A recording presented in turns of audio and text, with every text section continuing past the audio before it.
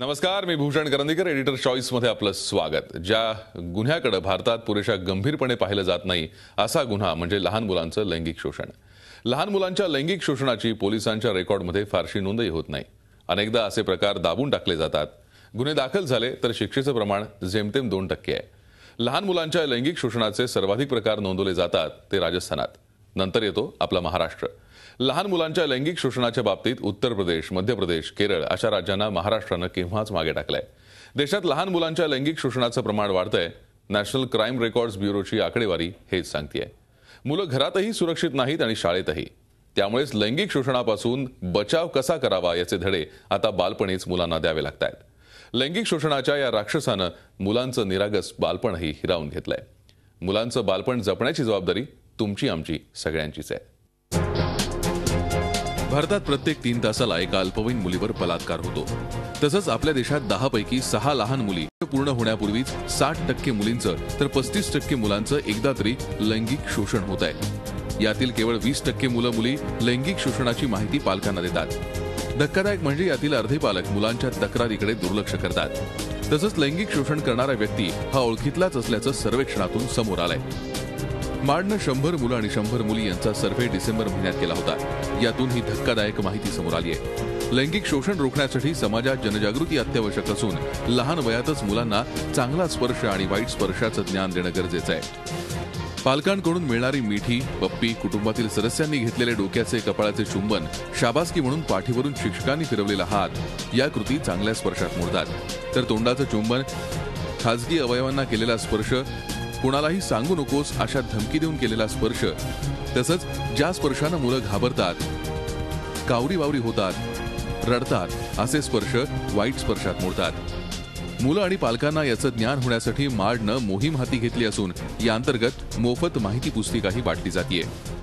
मुलाबरोबर आई वडिलांनी दिवसात 5 स्पर्श करायचे तर त्याची इंटिमसी आई वडिलांबरोबर वाढते आणि तो आई वडिलांबरोबर सगळं शेअर करायला चालू करतो। अगर पहिल्या 2-3 वर्षात हे झालं ना तर मग आपल्याला सेफ्टी लेवल खूप वाढतं, कारण की मुलगाला काही झालं ना तरी तो आपल्याला लगेच सांगेल। बालकांचं लैंगिक शोषण होत असलं तरी ते नेमकं कसं होतं याचं अज्ञान पालकांमध्ये आहे। त्यामुळे पालकांवर हे रोखण्यासाठी अधिक जबाबदारी आहे। लैंगिक शिक्षणाच्या प्रसाराबरोबरच पालकांनी मुलांसाठी वेळ देऊन त्यांना विश्वासात घेणं गरजेचं असल्याचं मत डॉक्टर व्यक्त करतायत। मुलांबरोबर जे इंटरफिअरन्स आहे आई वडिलांचं ते कमी होतंय थोडंसं। अगर ते थोडं वाढण्यात आलं ना तर मग मुलांना प्रॉब्लेम नाही व्हायला पाहिजे। म्हणजे त्यांना कळेल की काय बॅड आहे आणि काय गुड आहे। आपल्याला त्यांना सेक्स न सांगता त्यांना कळायला लागेल की ओके हे बरोबर आहे आणि हे बरोबर नाही आहे। सोशल मीडियाच्या माध्यमातून अनेक नको त्या गोष्टी मुलांपर्यंत पोहोचतायत, पण जे पोहोचायला हवं ते मात्र त्यांच्यापर्यंत पोहोचत नाहीये। त्यामुळे पालकांनी ही जबाबदारी समर्थपणे पेलणं गरजेचं आहे। खाकी वर्दीतला एक कर्तव्य कठोर अधिकारी अवैध वाहतुकीचा चाप लावतो।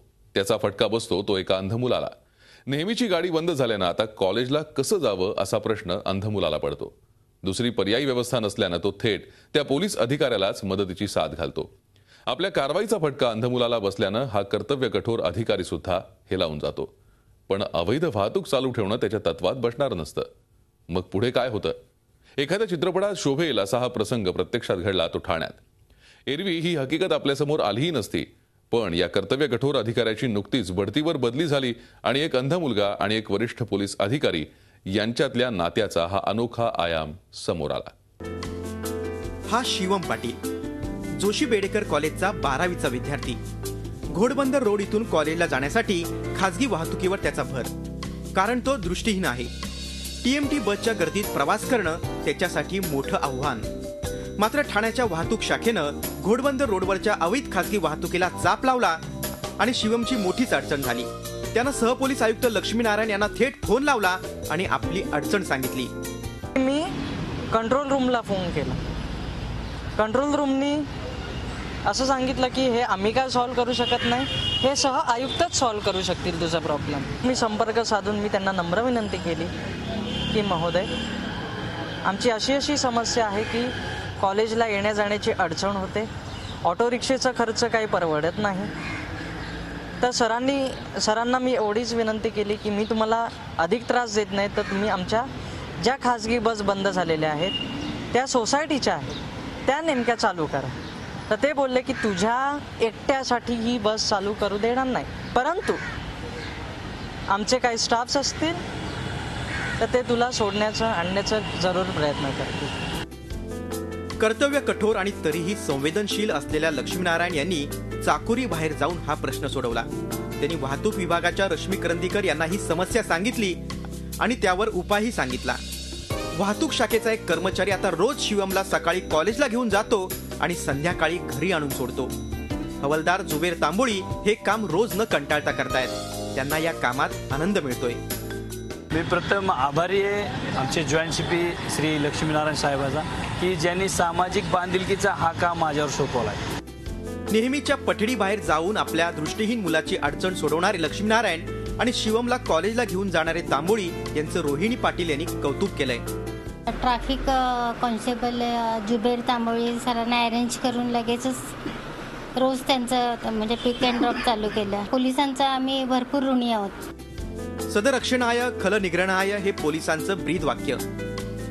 यातलं दुसरं ब्रीद जगताना सदरक्षणाय या पहिल्या ब्रीदाचा विसर न पडू देणारे लक्ष्मीनारायण यांच्यासारखा अधिकारी विरळात. मरावे परी अवयव रूपी उरावे. अवयदान सर्वश्रेष्ठ दान अशी नवी म्हण आता तयार करण्याची गरज आहे. अवयवदानाची चळवळ भारतात अजून फारशी रुजलेली नाही, पण हळूहळू का होईना चित्र बदलत आहे. पाहुयात औरंगाबादची एक नुकतीच घडलेली घटना. आपल्या मृत्यूनंतरही तिघांना जीवदान देणाऱ्या एका युवकाची. औरंगाबादमध्ये रस्ता अपघातात मृत्युमुखी पडलेल्या एका तरुणाच्या 3 अवयवांमुळे 3 जीव वाचलेत. राम मगर असे या दुर्दैवी तरुणाचं नाव आहे. BSc ॲग्री झालेला राम नोकरीच्या मुलाखतीसाठी अकोल्याला गेला होता. बाईकवरून परत येत असताना त्याला अपघात झाला. त्याला मेहकर मल्टी स्पेशालिटी हॉस्पिटलमध्ये दाखल करण्यात आलं. मात्र तो ब्रेन डेड असल्याचं घोषित करण्यात आलं. तसंच रामचे अवयवदान दिले जाऊ शकतात असंही नातलगांना सांगण्यात आलं. त्यावर त्याची आई मंदाबाई यांनी अवघ्या 15 मिनिटात त्याला होकार दिला. डॉक्टरांनी सांगितलं आम्हाला की बा असं जर तुम्ही केलं तर काय बिघडेल. मग त्याच्यावर सर्वांनी बसून विचार केला आणि हा निर्णय घेतला. याच्यापासून कोणी जर 4 लोकांचे जर चांगले पुढचं आयुष्य जर चांगलं जगत असतील तर हे करायला काय हरकत आहे. रामला तातडीनं औरंगाबादच्या सिग्मा रुग्णालयात हलवण्यात आलं. तिथं त्याच्या 2 किडनी आणि लिव्हर काढण्यात आलं आणि 1 किडनी आणि लिव्हर मुंबईतील जसलोक आणि ग्लोबल रुग्णालयात प्रत्यारोपणासाठी पाठवण्यात आला. त्यासाठी औरंगाबाद आणि मुंबईत ग्रीन कॉरिडॉर तयार करण्यात आलं, तर दुसरी किडनी औरंगाबादच्याच धूत रुग्णालयाला पाठवण्यात आली.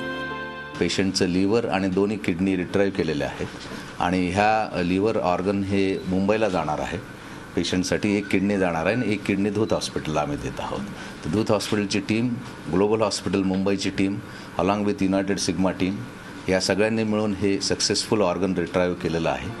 रामचं हृदयही चेन्नईला पाठवायचं होतं, मात्र वेळेत विमान उपलब्ध न झाल्यामुळे हृदयाचं प्रत्यारोपण होऊ शकलं नाही. यामुळे राम आपल्यातून गेला असला तरी तो अवयवांच्या रूपानं कायम जिवंत राहील. शहर स्मार्ट होत असताना आता राज्यातील जंगलही हायटेक होत आहेत. अशा प्रकारचा प्रकल्प राज्यात पहिल्यांदाच राबवला जातोय. जंगल कशी हायटेक होत आहेत पाहूयात.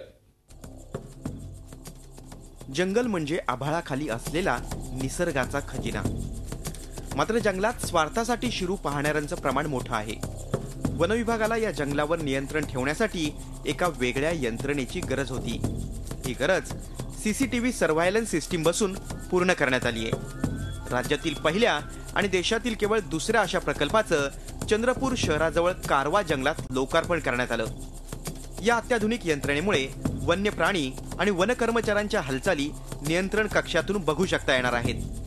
कारवा येथील वनरोप वाटिकेत यावर नियंत्रण ठेवण्यासाठी आधुनिक कक्ष स्थापित करण्यात आलाय. कारवा जंगलातील निवडक 5 ठिकाणी CCTV लावण्यात आलेत. या सिस्टममध्ये काय होणार आहे की आपल्याला या सगळ्या गोष्टींचं एक इलेक्ट्रॉनिक आपल्याकडे अतिशय हाय क्वालिटीचे पूर्ण डॉक्युमेंटेशन होईल आणि या डॉक्युमेंटेशनचा उपयोग केवळ अवैध घुसखोरी किंवा शिकार याच्यासाठी नसून या सगळ्या कामासाठी मेन म्हणजे वन्य प्राण्यांचा आपण अभ्यास त्याच्यामधून अतिशय उत्कृष्ट प्रकारे करू शकतो. सौर ऊर्जेवर चालणारी ही यंत्रणा पूर्णपणे वायफायवर आधारित आहे. हा प्रयोग कारवा येथे यशस्वी झाल्यावर राज्यातील अन्य भागात टप्प्याटप्प्यानं लागू केला जाईल. वन्य प्राण्यांना धोका होणार नाही आणि यासोबतच त्यांच्या एकूण जीवनमानाचा सुद्धा अभ्यासक जो आहे तो एका रूम मध्ये बसूनही अभ्यास करू शकतो. त्याला बाहेर फिरण्याची आवश्यकता पडणार नाही. इतकं चांगल्या पद्धतीने आपण इथं कॅमेऱ्यांच्या माध्यमातून या जंगलावर नियंत्रण ठेवण्याचा कार्यक्रम हाती घेतला. भविष्यामध्ये याचा विस्तार आपण पूर्ण राज्यभर करणार आहोत. पुढील काही महिन्यात चंद्रपूर जिल्ह्यातल्या आणखी 5 वनपरिक्षेत्रात सीसीटीव्ही सर्व्हायलन्स सिस्टीम बसवण्यात येईल. यासाठी 9 कोटी रुपये मंजूर करण्यात आलेत. देशातील शहरं स्मार्ट होत असताना राज्यातील जंगलही हायटेक होण्याच्या मार्गावर आहेत. ब्रेक नंतर आपलं पुन्हा एकदा स्वागत. महाराष्ट्र केसरी आणि हिंद केसरींच्या यशाच्या कहाण्या आपण अनेकदा पाहिल्या असतील. आता पाहूयात एका अनोख्या बॉडी बिल्डरची कहाणी. स्वप्न कुठेही पाहता येतात, अगदी कचऱ्यातही. हेच या तरुणानं दाखवून दिलंय. यवतमाळ जिल्ह्यातील दिग्रसमध्ये विदर्भस्तरीय शरीर सौष्ठव स्पर्धा झाली. यात 60 किलो वजनी गटात दिनेश राजूरकर या युवकानं अव्वल क्रमांक पटकावला. कचरा आणि आरोग्य परस्पर विरोधी टोकत, मात्र या पठ्ठ्यानं कचऱ्यात राहून ही मजल मारली आहे. 30 वर्षे दिनेशला लहानपणापासूनच बॉडी बिल्डिंगची आवड. गेल्या 7 वर्षांपासून तो नियमित सराव करतोय. 10वी पर्यंत शिकलेल्या दिनेशनं राष्ट्रीय स्पर्धा गाजवण्याची तयारी केली आहे. दिनेश शहरातील घंटा गाडीवर कंत्राटी चालक म्हणून काम करतोय. पिळदार शरीर कमावण्यासाठी तो रोज 5 तास व्यायाम करतो. मात्र व्यायाम करताना जेवढा घाम फुटत नाही तेवढा घाम त्याला पौष्टिक आहाराचा खर्च भागवताना फुटतो.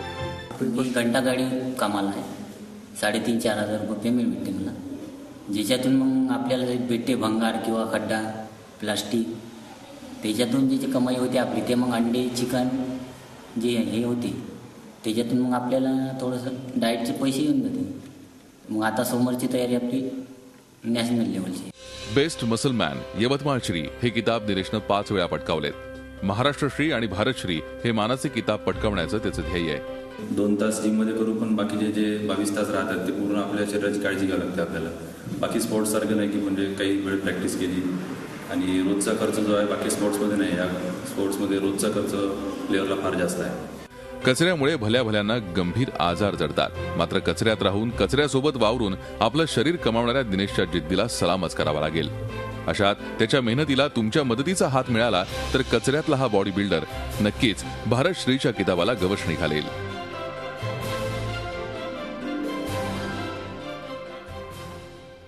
शंभरीचा तरुण कसा असतो पाहायचाय तुम्हाला? मुंबईत नुकताच या शंभरीच्या तरुणानं आपला वाढदिवस उत्साहात साजरा केला. हा तरुण पाहून तुम्हालाही नक्कीच प्रेरणा मिळेल.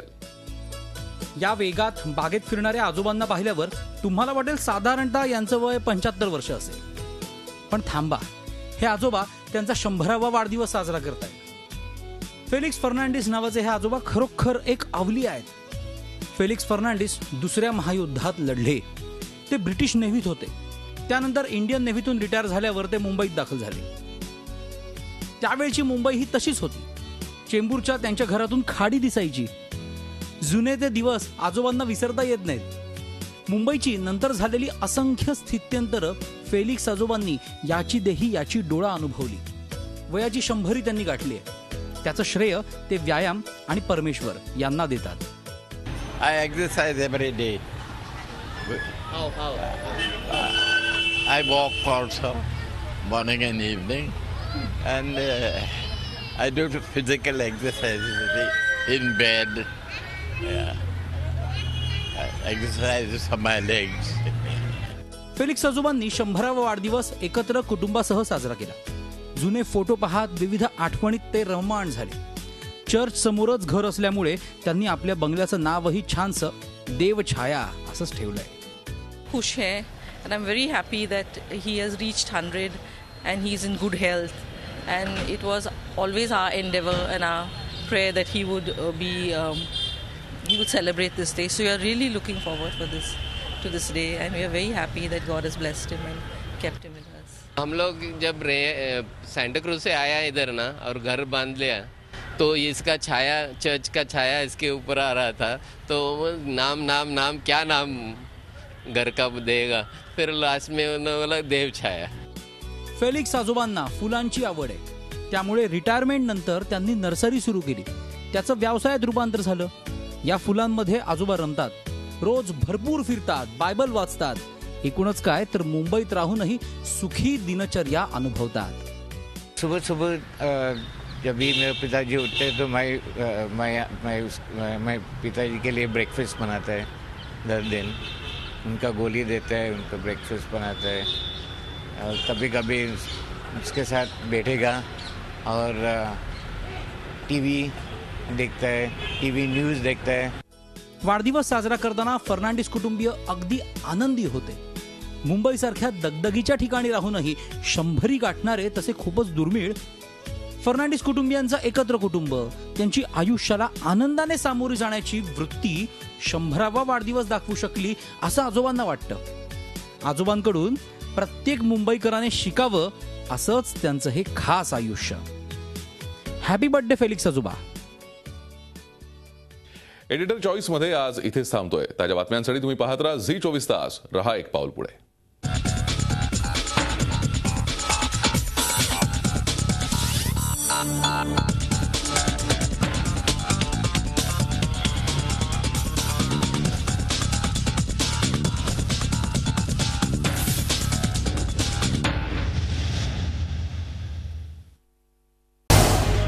झी 24 तास. रहा एक पाऊल पुढे.